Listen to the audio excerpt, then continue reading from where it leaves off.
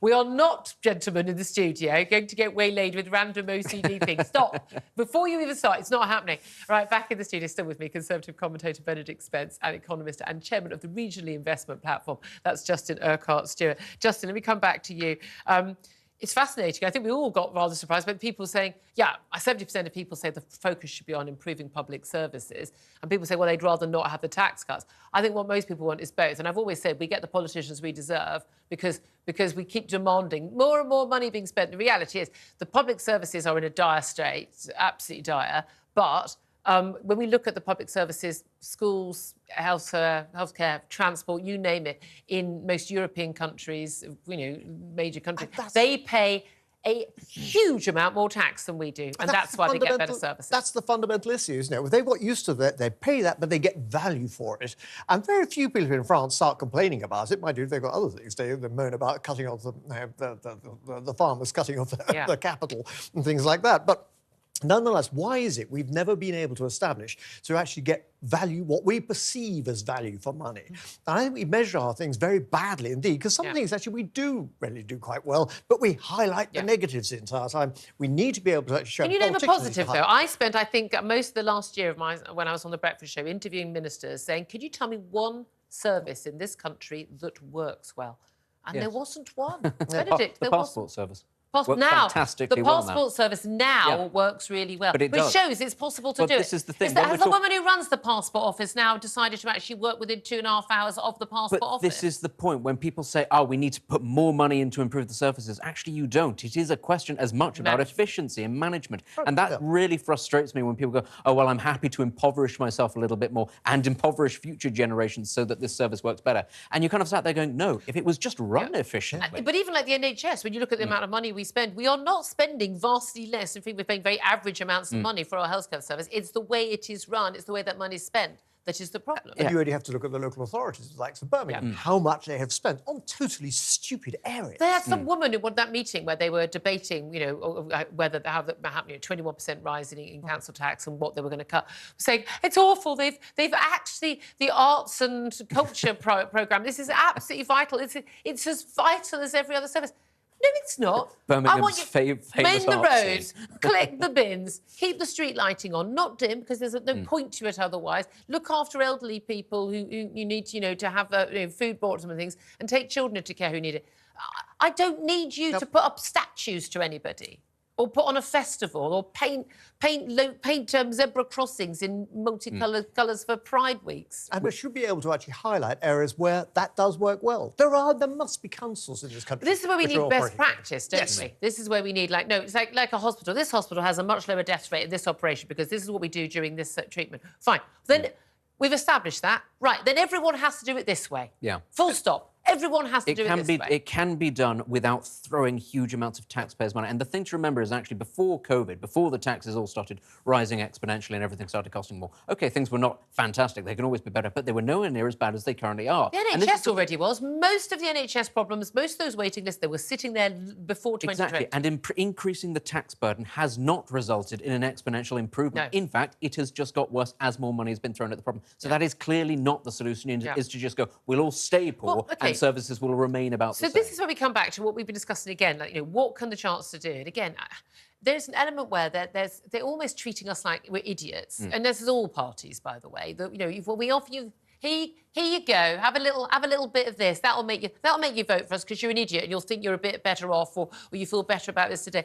Whereas actually what we're looking for, I think, in this country, and I don't think it's a matter of left or right or rich or poor or old or young. We talk about all these divides all the time. It's what we want to live in a country that we're proud of, where things work, where we are proud to say, yes, I'm British. No, welcome to our amazing, wonderful country, where the streets are clean, where public services work, where you can get an operation when you need it, where your children can get a world-class education, where elderly are taken care of. Now, yes, we may have to pay more taxes than that, but no one wants to pay more taxes while they believe that their money is going to go into a big sinkhole, bigger than most of the potholes in our roads, and not actually be spent on things in it, because we don't trust the politicians, we don't trust the civil servants, we don't trust the local councils, we don't trust the people who are managing hospitals, we don't trust any of these people, and we don't trust them because they haven't delivered for the last 20, 30 years. And we need to have a complete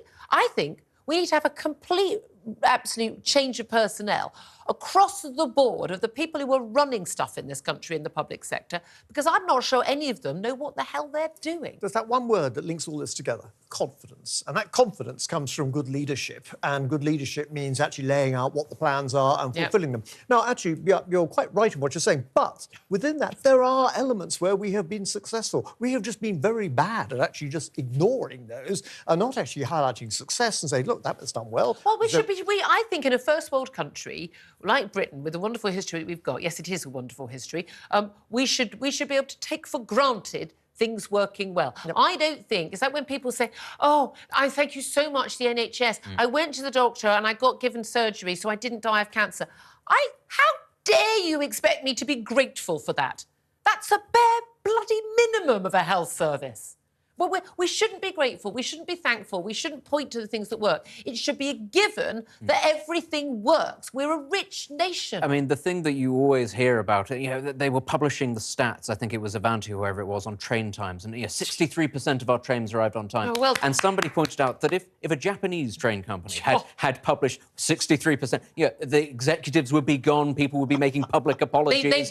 There'd be a government inquiry. They would be out of polite society. I mean, literally, they would be shamed in the street. You have to have high standards and keep people to those high standards. standards. Why don't we have high standards? Why don't we have high standards and expectations of our politicians, of our civil servants? Why do we just go, doesn't work very well? You look at the successful businesses we run.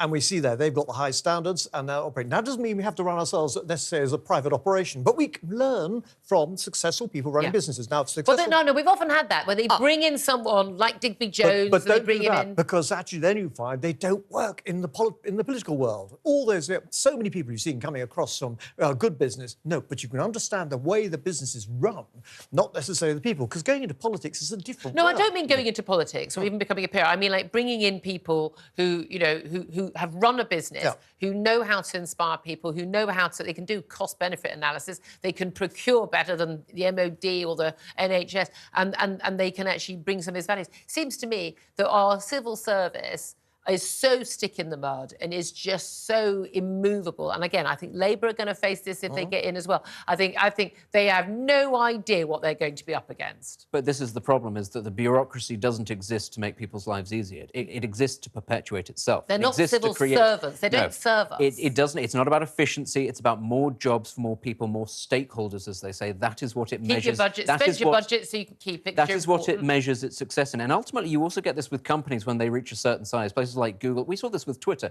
Elon Musk said, I can get rid of 80% of the workforce and it won't break, and it didn't break. Yeah. A lot of people are literally just, I don't want to say stealing a living, but they are not necessary. And if you work in the public sector, my thing is my rule, if you work in the public sector and nobody has to replace you when you're away on holiday because your job just doesn't get done and no one notices. Yeah.